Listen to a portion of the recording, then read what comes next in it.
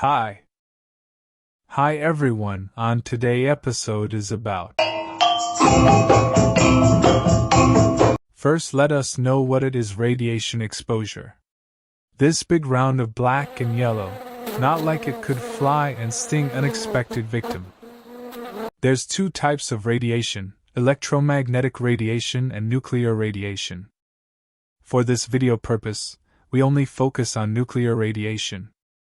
From nuclear radiation it can cause ionizing radiation, which lead to acute exposure, and the worst part is acute radiation poisoning, which not the fun stuff. For example, these are your cells in our body, pure, pristine, smiling and healthy. And this is example when you cells exposed to nuclear radiation. The ionization will affected your DNA genetic code, although its effect differ to various part of the body. The most common is the soft tissue that will mutate it if it's not dead and reform some kind new pirate version of your cell, or simply call cancer. Here is the example. At this point, if you ever remember in your lifetime you'd ever pissed God, maybe it's a good time to make treaty with him because you're going to meet him soon. You usually have 6 to 8 months. Time may be differ to various person. This is the time, reading books, probably spend a time with your kids and whatnot, contemplate why you ever lived before you die in agony and remorse from lung cancer or leukemia. Now that you understand a little bit about hazard of nuclear radiation and how it can cause cancer, now we may go into today's topic.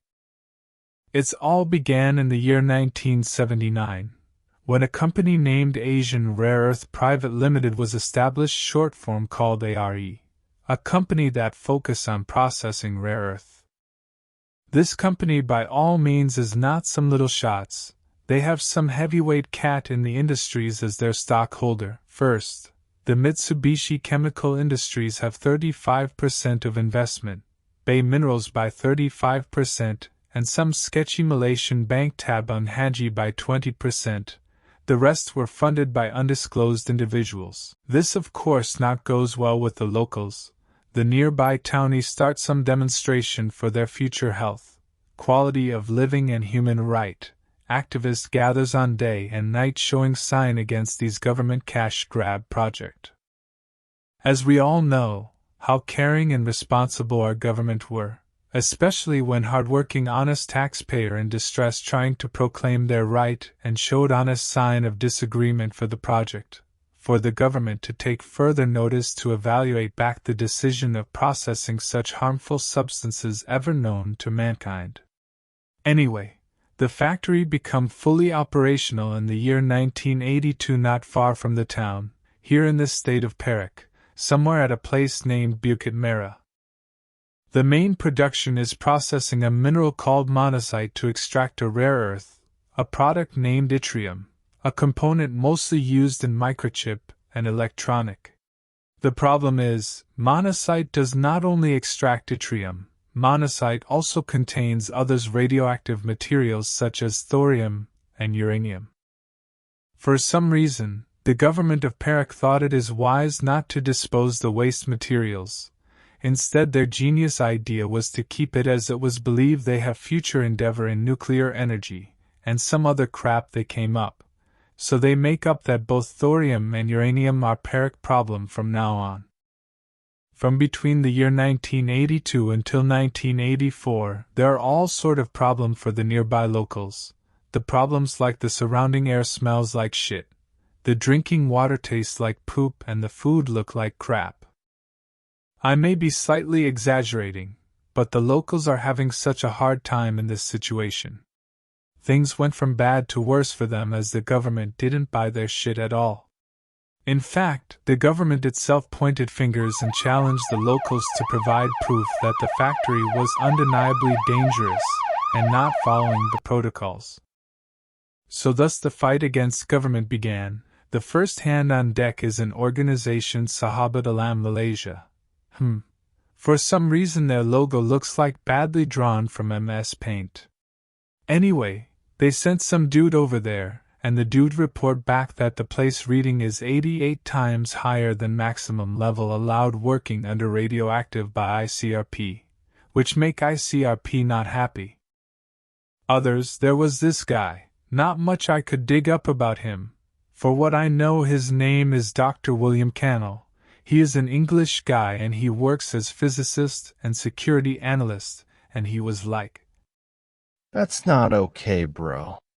It's not until the year 1985, when the government finally took notice of the situation, Ipoh High Court ruled out that ARE will be closed temporarily for inspection and further notice to upgrade their safety procedure for future undertaking.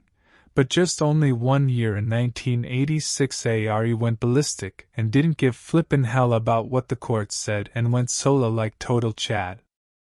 Things going back and forth for quite a few years like this until the year 1992. By sheer fucking will of the local, they actually succeed to cancel out the factory. In the same year, an experiment was carried out between the children in Bukit Merah and the children from the Marshall Islands to study the effects of radiation on their white blood cells. If you don't know, the Marshall Islands is the location of Project Trinity, where Americans tested their nuclear bombs.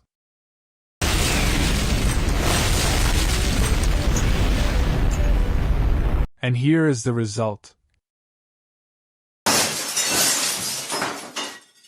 As you all can see, the results literally off the chart. This was what going through by the locals for almost 10 years, haunted by irresponsibility of the government. After long years of battle and rebellion, the locals finally have the taste of sweet victory. Except for the ones who already dead. But the locals didn't got their ultimatum yet. Not until the year 1994, where the factory got their ass kicked totally into oblivions. The factory was demolished, the site was abolished, evidence turns to ashes. Here is the original site of the factory in Bukit Merah. The location of the dump site is not far, just few kilometers down south of the original sites, where they meet high resistance from the town of Paypan, our local enthusiastic member of the society with very graceful nature of disobedient, so thus they relocated out north, into the Kladang mountainside range. About 80,000 barrels of waste radioactive materials, enough to fill 6 Olympic swimming pools, some dirt, and other pile of junk, was buried here, in the luscious green of Kladang Hills, in a concrete tomb, waiting for terrestrial downpour or any freak of nature to unleash the havoc reside within, waiting, left but not forgotten. Technically, it was the biggest dump site of nuclear waste in Asia until the Fukushima nuclear power plant shit hit the fan in March 2011. Until then, I'm Leedy. Until we meet again.